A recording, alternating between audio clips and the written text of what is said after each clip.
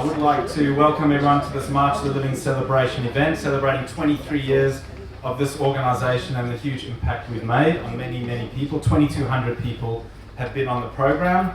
I want to acknowledge the traditional owners of the land, pay my respects to their elders past and present. And today we're really here to reflect on what our organisation has achieved over 23 years, to honour Cedric Geffen for his incredible service to this organisation for almost 20 years as a board member, having led 9 trips and being just instrumentally involved in the success of this organisation. And at the end we're going to talk about where to from here. What does the next 5 years look like for March to Living? Where are we heading as an organisation? My name's Gary Samowitz. I was appointed the CEO just a couple of months ago. I did start in the organisation in 2006.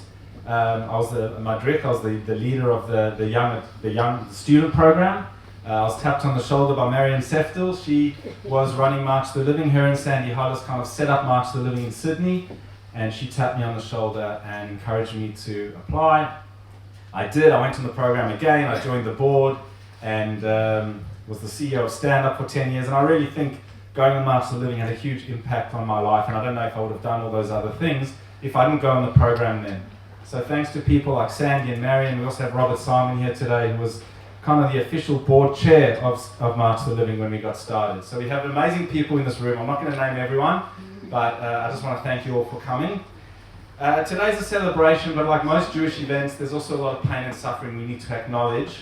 You know, we always break the glass under the chuppah. You know, it's our happiest time is having a wedding, but we need to acknowledge where we come from as a community and how we got here.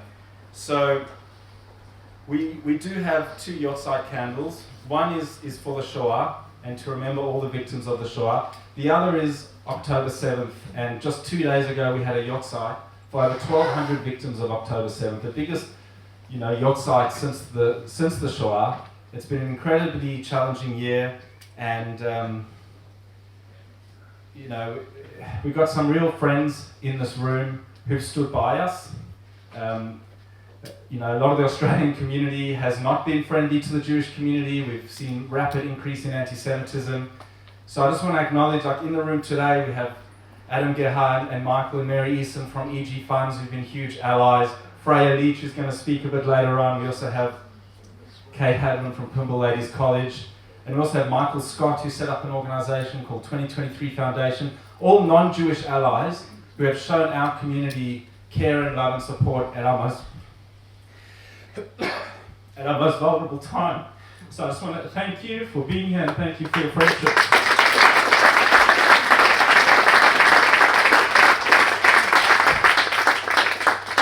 I'd like to welcome Jack Meister, a Holocaust survivor who's been on the program with us, to light the candle for this Shoah victim.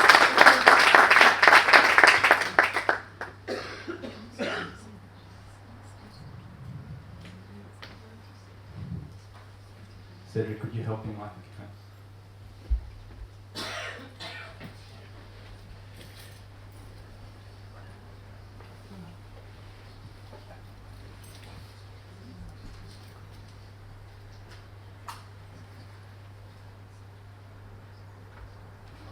Jack is a 96-year-old Holocaust survivor who still volunteers every week at the Sydney Jewish Museum, and he joined us on the program in 2019 and shared his story with the group. Thank you, Jack. There's a famous Elie Wiesel quote that says, "When you listen to a witness, you become a witness." And March to the Living has been so lucky that every year of our program we have had survivors like Jack Meister on the program to share their story, and we're just so grateful for them to travel with us. Thank you, Jack.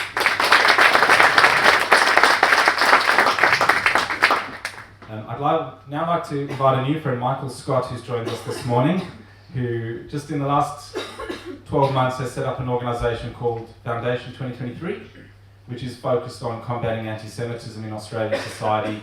And we just really appreciate your efforts, Michael, and what you're doing. So we'd like you to light the candle on behalf of all the victims of October 7th.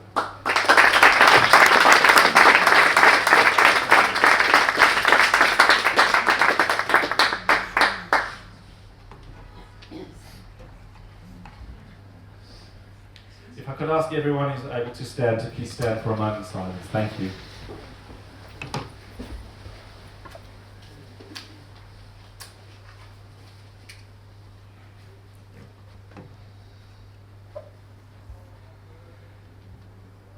Thank you. Please be seated.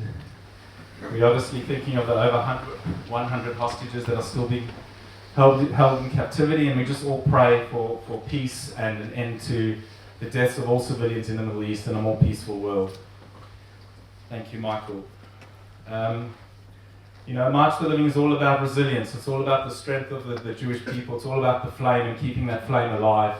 And our program is so powerful. Being in Auschwitz on Yom HaShoah, then going to Israel, being in Israel on Yom HaZikaron and Yom HaTzmaut, experiencing the most important moments in Jewish history and the places they happen is what makes our program so incredibly powerful.